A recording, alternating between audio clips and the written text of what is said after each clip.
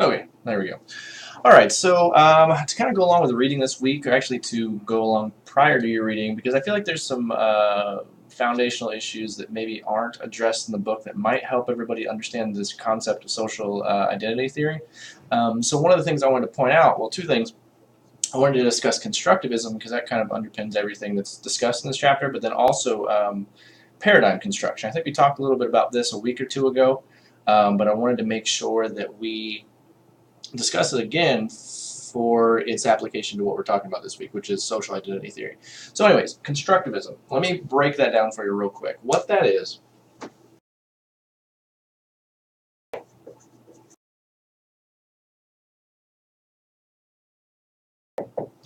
actually a way of learning. Okay, and one of the things I should probably point out first is that this is a learning theory, as in like education-wise. What we're talking about is leadership, but that's the thing about psychology is that there's really psychology is one of the most applicable courses that you're ever going to take because everything that applies here applies to everything in which a brain is involved. And so, well, that might not literally be everything, but that is, leadership involves the mind, learning involves the mind, painting involves the mind, running involves the mind, all that stuff involves the mind. So there's no element where humans are involved that psychology is not involved. So whenever I say this is an education theory, that doesn't mean that it doesn't apply to leadership, and I'll explain why. So constructivism basically says that the learner does three things. Every person is a learner, whether you're a baby, whether you're in your teens, in your 20s, in your 30s, 40s, 50s, all the way up to whenever you're dead, unless you stop learning before them somehow, which I don't really understand how that could happen. But anyways, basically, it says that all people are learners as they go through life. And what does that mean? That means that we, everybody, people,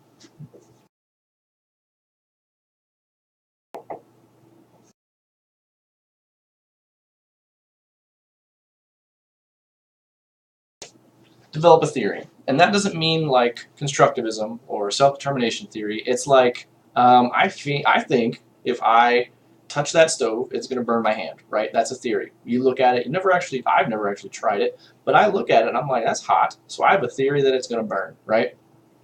And then you test your theory.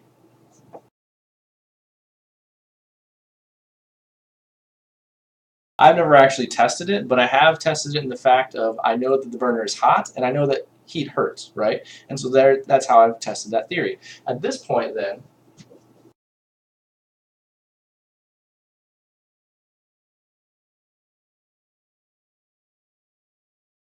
you either revise or accept the theory. And what that means is if you go up, and if I'm like, oh, that stove is hot, and I go up and I touch it, it's going to burn me, right? And then I'm going to accept the theory that, yeah, I can't touch stoves, right? But what if the stove's off and I go over there? Imagine I don't know what I'm looking at here. Imagine I'm a brand new baby, or maybe it's a new piece of tech, or whatever, because this is something that applies to every time someone learns anything. Whether you look at a computer for the first time, whether you learn a language for the first time, whether you're learning to tie your shoes. So I go over, let's imagine I go over there and I'm thinking, that's a stove, it's hot. I'm going to go over and touch it. I do, it's not hot. And so now I have to revise my theory. Why didn't I get burned, right? And so that's how people go through their entire life. They develop a theory based on observation, based on experience, then they test that theory, and then they revise it or accept the theory to be kind of law, right? But the thing is that this doesn't just apply to any theory, but to specific theories with touching the stove or physical things. They also apply to social theories. So if you're in a group, you observe a group, you come into a group, you have these preconceived notions based on your observations of how the group functions. Then you test those theories by becoming a member of that group or participating in XYZ ways. And then you either revise your theory of the group, or you change, or you accept that theory of the group. And so that's like, let's say I go into prison, right? Let's hope that never happens. I wear way too many suit jackets. And so I just realized that like every time I record videos, I'm wearing a jacket. You want to know why? You want my secret? It's because on Fridays, I just want to wear a t-shirt to work. And so I wear jackets like every Friday, and every Friday I record my videos. Anyways, let's imagine I go to prison, and I have this preconceived notion after watching all these prison movies that you gotta go in and be tough, right? And so I go in and my theory is that you gotta be tough, right? But then I go and I test that and I try to act tough to everybody, and then I get punched in the face, and then I get knocked down. Have you seen Deadpool? It's like the little kid that him and Deadpool are in prison, right? And he walks up and tries to take out the biggest dude, but he just gets punched right in the face. That's pretty much what I would be. But then I revise my theory and know that in my mind now, it's not just being tough, you need to be able to back it up, right? And so that's my theory. I'm revising my theory in as far as prison goes. Now it can go with anything. If I'm in a workplace and if I'm observing this group and I'm like, oh, they all like Game of Thrones, and so I'm going to go home and watch Game of Thrones, and I go up and I start talking about it from some angle. Maybe I don't know anything about Game of Thrones, but the big dude, Jason Momoa, let's say that I like him, right? And so I go in and I start talking about him. I'm assuming my theory is that they like all aspects of Game of Thrones. But if I go over there and start talking about whatever character Jason Momoa plays, then I find out that maybe they don't like that character. That's me revising my theory. I'm going to come back and be like, okay, I can't go talk about that character with that group because they don't like him. All right? So that's kind of how this social dynamic works, and that's where constructivism fits in. I'm going to pause my video because I need an eraser again.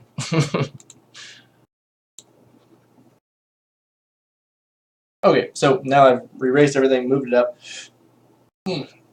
The next thing that I want everybody to kind of realize is this constructivism. It appears obviously in society, like I just said, but then also there's the idea of paradigm construction.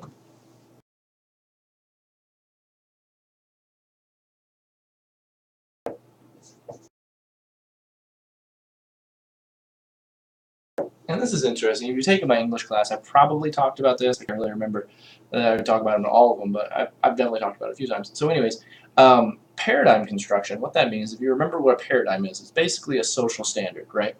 And the way that a paradigm standard works is much like the way that group development works or group leadership works in Chapter 5 of, I think Chapter 5, it's in your reading, of the New Psychology book. So what does it look like? How does a paradigm actually come into being? That's kind of the question that we're asking here, is that paradigm, if it's a standard for society, like the one that really pops into my mind is marrying before you're like 18, right? Because back in the day, it was like 10, 11, 12, you get married, especially for females. I don't know about men, but anyways, for females, 10, 11, 12. Well, that is socially unacceptable and morally unacceptable now.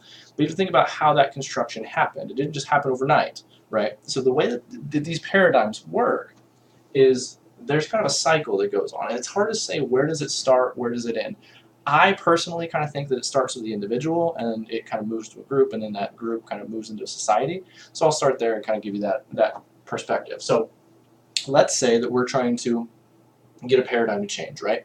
Let's say that I decide today that I think you should be able to drink alcohol when you're 18 rather than 21, right? So that's my belief. Now I'm going to go out and I'm going to tell all my friends that. So here's me.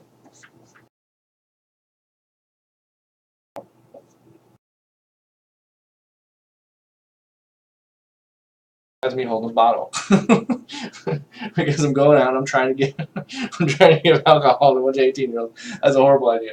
So this is me holding alcohol, being like, hey, we should all be able to drink alcohol when we're 18, right? Great. Now I'm going to go out and I'm going to tell all my friends that. I'm going to try and pass this belief, try and persuade people to believe what I believe. That way I can kind of spread the idea, right? Make this idea a little bit contagious. Now that means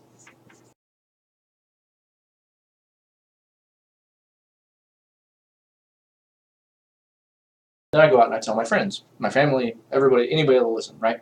So that's me kind of spreading the idea. But then that idea eventually, if these guys go out and they spread it to 5 people, and then those 5 people go out and spread it to 5 people, before you know, we have millions and millions of people. If we've persuaded them all, then we have millions and millions of people subscribing to my idea, right? And that's when these people all go out,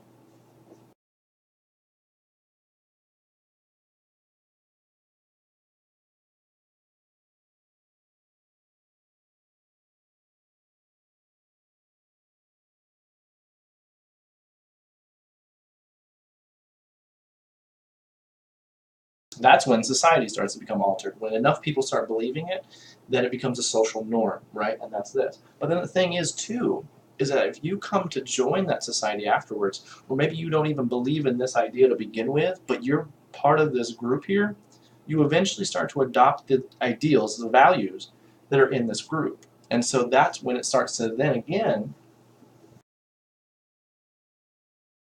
I guess I could have left that there actually, that's when the society starts to affect the individual. And then we start the cycle over. And so that's where a paradigm shift can happen. It can happen, I suppose, anywhere in here, but it has to, in my opinion, begin with the individual, but that's kind of up for debate. But anyways, so now that is paradigm construction. And so what I want to talk about now is how these two things are really kind of paramount into understanding social identity theory. So let me pause the video and erase this real quick. Okay, so now the next part, social identity theory.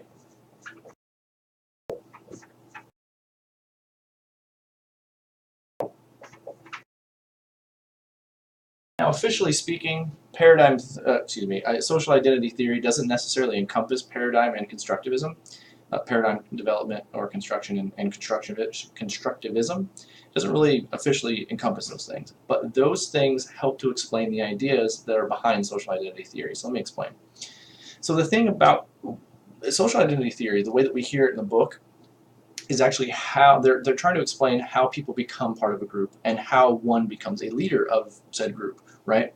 And so the first thing is that, first of all, why? Why do people join groups in the first place? And so according to our authors here, they say that the reason a person joins a group is because the group has values that are going to benefit that individual. And so basically they're saying that it's in the best interest of the individual to join the group. So think of in an extreme scenario, think of the Hunger Games, if you've ever watched that. The Hunger Games is made up of, if you're not familiar with these teenagers, I think they can't be more than like 18 or something, and I think it's anywhere from 12 to 18 if I remember right.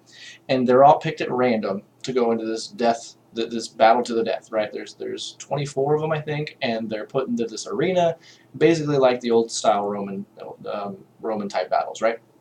And so they're put into this arena and they have to kill each other. But in the movie and in the book, you find that a lot of these people are getting together to form groups to help themselves survive. So in that case, it's literally the best interest. And so when you see in the third movie, second movie, when you see Katniss joining up with Finnick, then you see that there is an uneasy alliance there, but Katniss has to join because it's within her best interest, because she probably wouldn't have, well, she may have survived, but just barely, and arguably not survived at all the first 10 minutes of the battle if she hadn't joined up with him, because he probably would have stabbed her with his trident.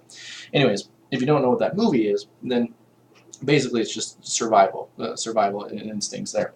So now the thing is once we, hold on.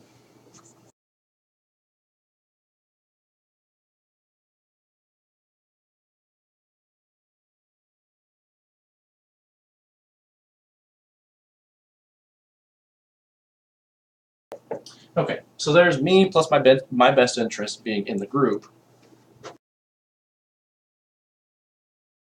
equals group enlistment. That's when I decide to actually, officially join the group.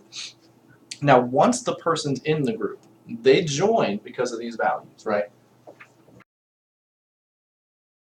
And if you remember back to the 7 Habits book, Covey's book, and he talks a lot in the first part about values, right?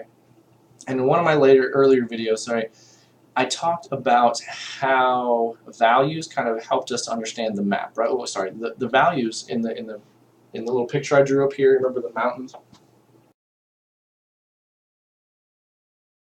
Do something like this, and so that's like my mountain range, right? And you have your magnifying glass, and then you have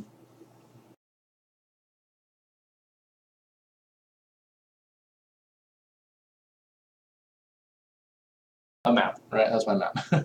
And so these maps, these are values, and the terrain is actually the principle.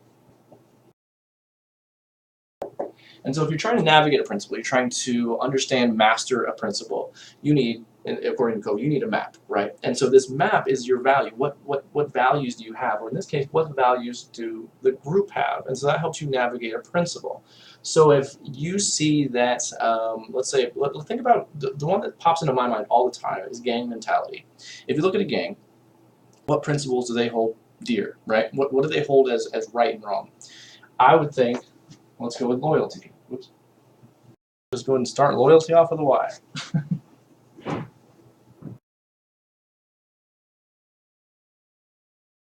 All right, loyalty, right? And maybe family. I'm not sure if family is really a principle, but anyways, if you look at those ideas, right, these gang members are trying to navigate that. The only maps they have are the values, and those values come from the group itself.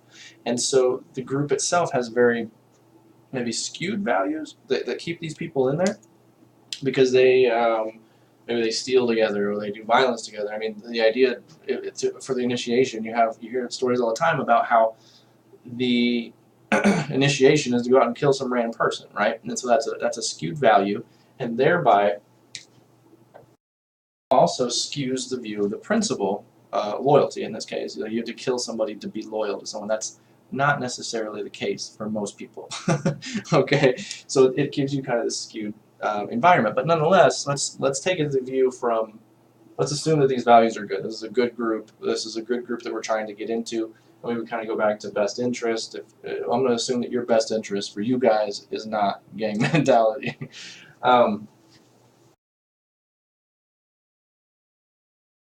So the thing is, what this book's actually trying to kind of communicate is that your job as the leader is to develop, well, several things really, but is to develop a group that has values that are in line, parallel what the organization is trying to have done. And so, of course, you're the leader, but you probably have leaders above you as well. But nonetheless, if you're the leader, you have a vision in mind, and you're trying to get this group to adopt this vision. We talked about last week with mission statements, how to get that kind of done. But now we kind of have to motivate these groups to do these things. So let's talk about how that goes down. So first of all, you have to develop a group identity, right?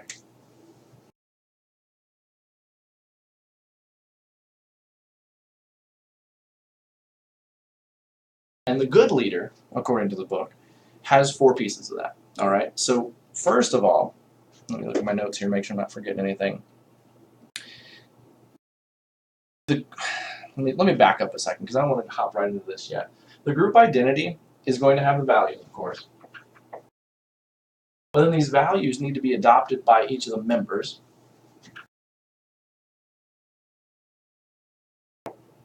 And then once that happens, once these members of this group adopt these values, they start to look at members of the group as more important than members of the outside group, of the non-group, right? And so that's when, at this point, even if the members don't like each other, right, they work together. These in-group values, when I say in-group, I'm saying in-group. The in-group is more important than the out-group.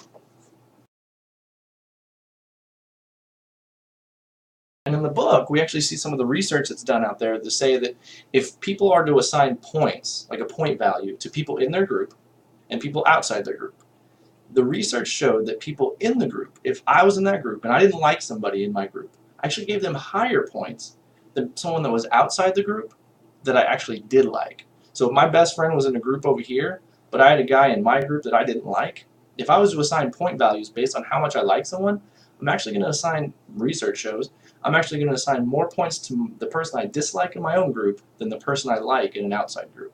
Okay? And they point out, some of the interesting research behind this is that they point out, they did a study, in the book they talk about this, they did a study where there were people who were on a sports team. I think it was Manchester and Liverpool, right? And then there was like a third group that was no team. And they said, think about your team mentality. And these were Manchester people. And they said, think about your Manchester mentality. And people with a Liverpool shirt would go by, and those people were less likely to help him than the person that was wearing a Manchester shirt. But then they told these guys, hey, think about this in relationship to football. So Manchester and Liverpool, both football, and think about it like that. Now, the people who were observing or were participating, they were more likely to help the Liverpool and the Manchester, and less likely to help the person with just a normal red shirt. And so that just kind of gives you an idea of how these group dynamics work. So the in-group becomes more important than the out-group. Let's see. So now at this point, you have the values and the adoption, you make the in-group more important than the out-group. The thing now is that this is where the leader kind of comes in. Because at this point, we have the same idea here as to who becomes the leader as the paradigm construction, right? Because in this case, we've talked about now how context and the whole group has to determine what is necessary for a leader, and the leader has to fill those shoes, right? And so now, let's see, where am I at here? So the power over versus power through.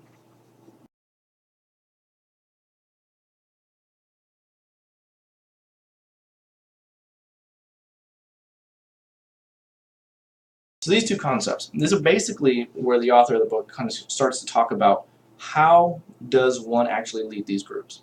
Assuming that there is some kind of context, some need that the group has that you are now filling, you're the leader at this point, right? How do you effectively lead? Power over, that's the word I'm looking for. Incentives, that's right. This is where you focus on incentives. And it doesn't really talk too much about the internal and external motivations here, which are really important. Because internal motivations, they're good. They're good for a starting point. But the thing about internal motivation is that as the internal motivation continues, or as that motivation continues, the incentive has to grow and grow and grow and grow. When that doesn't happen, then the leaders begins to lose power over the group. Because basically you can lose both. Power over the group, power through the group. Now this, oops, sorry, not internal.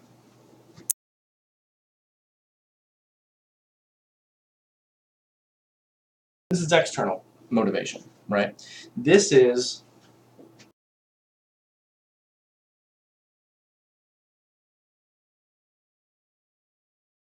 help me help you.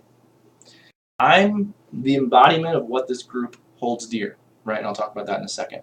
As the leader, you're supposed to be the embodiment of all the values that this this group holds most high, right? And as that leader, your job is to say, I hold these values dear, and so help me to help you by doing your part, and things like that. Now, I did that wrong. I mix these up. My bad.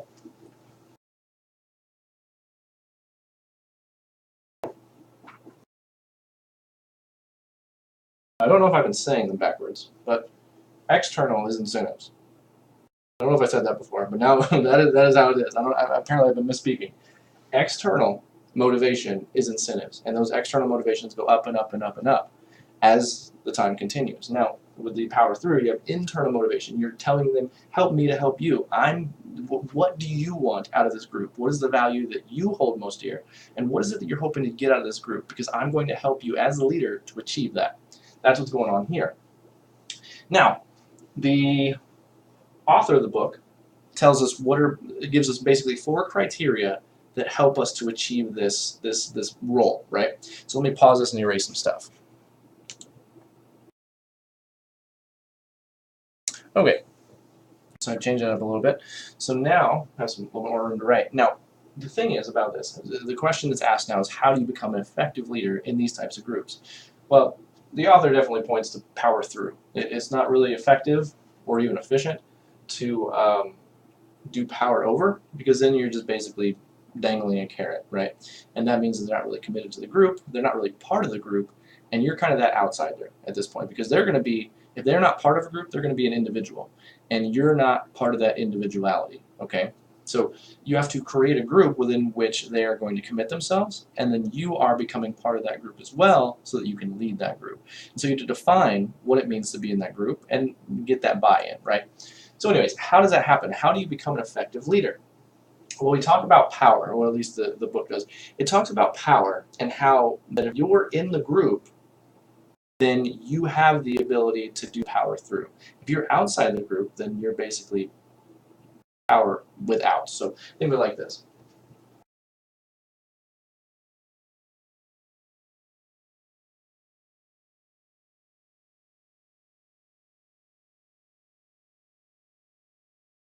We've got a 3-person group here, right? And you are trying to lead this group. Now, if you're out here,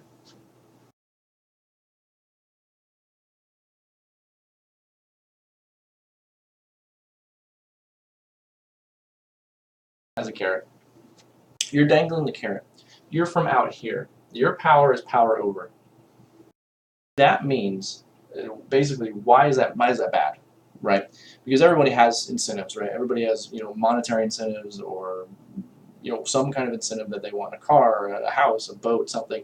But the thing is, as the book talks about, that if you are giving basically orders, or you are leading from outside, people look down on that. They don't have the commitment, and they don't have the respect, and they don't have basically any desire to really follow what you're saying, other than the carrot, right? That's if you're outside. That's essentially how you get power over them. That's basically the stereotypical movie villain, right? So if you are, however,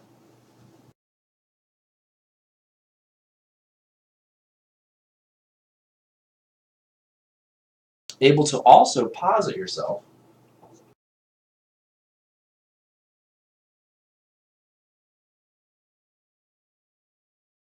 in the group, the research from our text shows that if you're in the group, people receive your leadership differently.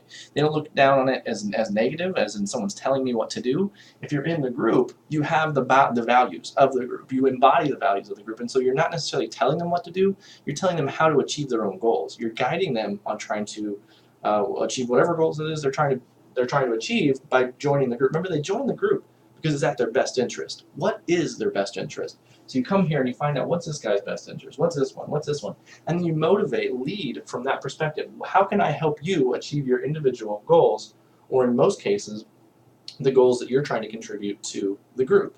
And the example that's given in the book a ton are soldiers. Why do they contribute to freedom whenever they could have it without? They want to be part of something. They want to contribute to the higher being. It's not an individual necessarily best interest, but the best interest for them is kind of contributing to a higher organization, to a higher purpose.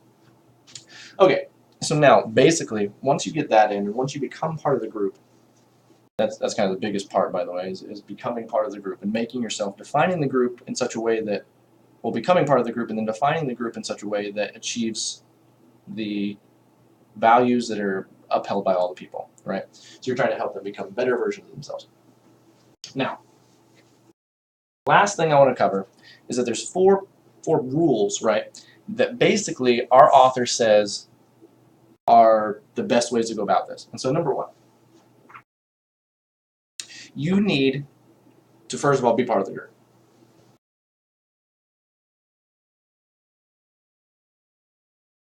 Okay, and once that happens, we've already kind of talked about that, then you need to be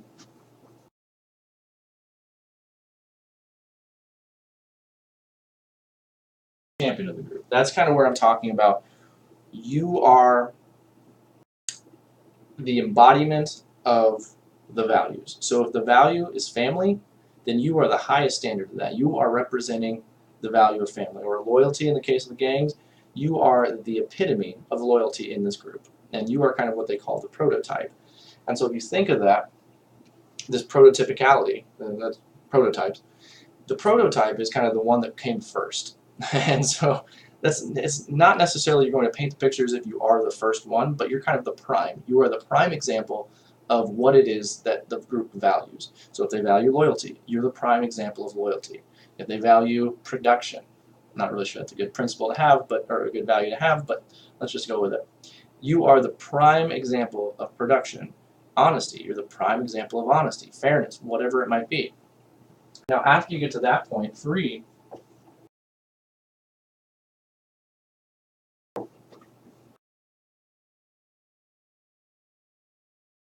builder of identity. They call it entrepreneurship, and I think that's a better word, but I'll be honest with you, I can't remember how to spell it, so I just wrote builder. So, builder of identity.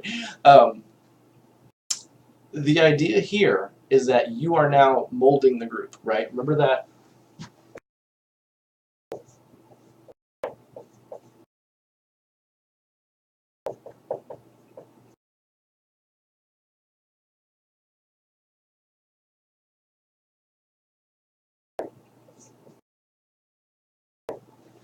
You've become part of the group, right? You are now molding from the inside. You're the individual within that group that is saying, in order for us to achieve the values that we want to achieve, we need to do this. You have this new idea. You're the leader. You're guiding these people to achieve the values that they want to achieve. If they want to be more in our society, what's one thing we always want to do? We want to be, I feel like, not fairness, but we'll go with fairness. If fairness is the principle, the value that we want to achieve, remember, principle is the overall, this would be fairness, right? That's the principle. And our map, our group, helps us to achieve that. If our group wants to achieve fairness, we're the individual that says, this is how we're going to do that. This isn't, what we're doing right now isn't working. Here's a new idea. Here's how we're going to do that. You spread that idea to your friends. You say, help me to help you be more fair. And then that becomes a group norm, a paradigm, right? And then that group paradigm now becomes, you can still apply it to the individuals. That's where this idea of paradigm construction comes in, because this is where that happens. You're the builder of identity. You're helping them to achieve these values by the helping me help you part.